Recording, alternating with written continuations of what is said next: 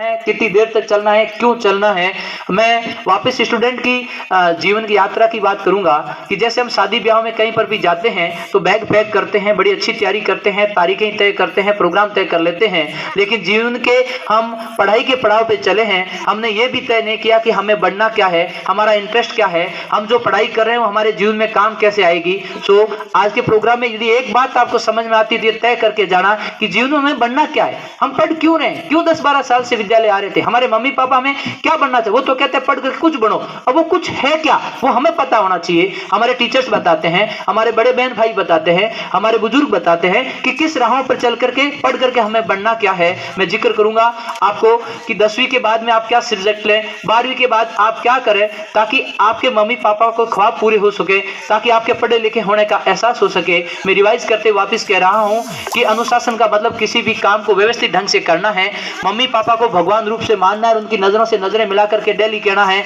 किस उद्देश्य के लिए आप विद्यालय भेज रहे हो, उस उद्देश्य को पूरा करूंगा। आप अपनी पढ़ाई कोशिश करें, नंबर कम ज्यादा आते रहेंगे, इस बात का कोई फर्क नहीं पड़ता, उस खेती की तरह कभी कम आएंगे कभी ज्यादा आएंगे, लेकिन अपनी मेहनत नहीं छोड़ें। तीसरी बात, जब विद्यालय में आ जाते हैं, मैंने किसी भगवान को नहीं देखा, हाँ सरस्वती भगवान को देखा है, जो नमन करके इस विद्यालय में आता है, जो अदब से यहाँ आता है, उसको भगवान जो बनना चाहता है वैसा बन जाता है। मेरी इच्छा थी, मेरे गुरुजन कहते थे डॉक्टर बनना है तो अदब से इस मंदिर में आ, मैं उस मंदिर में जाता रहा और आज डॉक्टर बन के आपके सामने खड़ा हूं। तो मैं मानता हूं कि मुझे भगवान सरस्वती मिल गई। बाकी भगवान मिलते हैं नहीं मिलते मैं नहीं जानता, विश्वास का नाम भगवान है, जिसमें आप विश्वास करते हो वही आपका भगवान है। खुद में विश्वास करिए, परिवार में विश्वास करिए, अपनी योग्यता में विश्वास करिए, बजाय कि दूसरों की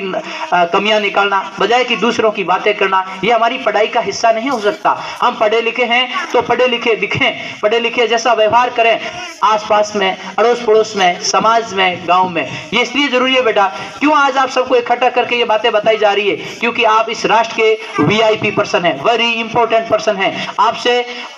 बड़ा इस देश का वीआईपी व्यक्ति कोई नहीं है। आप सोचते होंगे कि वीआईपी तो सामने मंच पे बैठे हैं, बेटा ये वीआईपी आपके समाज के हैं, आपके यहाँ के रिप्रेजेंटेटिव हैं, जिन्हें जो कुछ भी प्राप्त करना था इन्होंने प्राप्त कर लिया, लेकिन अब जैसा आप प्राप्त करोगे हमारा राष्ट्र वैसा हो जाएगा, जैसा आप सोचने लगोगे हमारा राष्ट्र वैसा बन जाएगा। राष्ट्र हमारे देश का एड्रेस क्या है, आप एक लेटर लिख के देखना,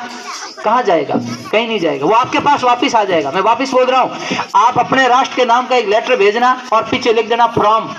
रमेश कुमार, ये लिख के भेजना, वो लेटर घूम के आपके पास वापस आ जाएगा। यानी हम ही राष्ट्र है, जैसा हम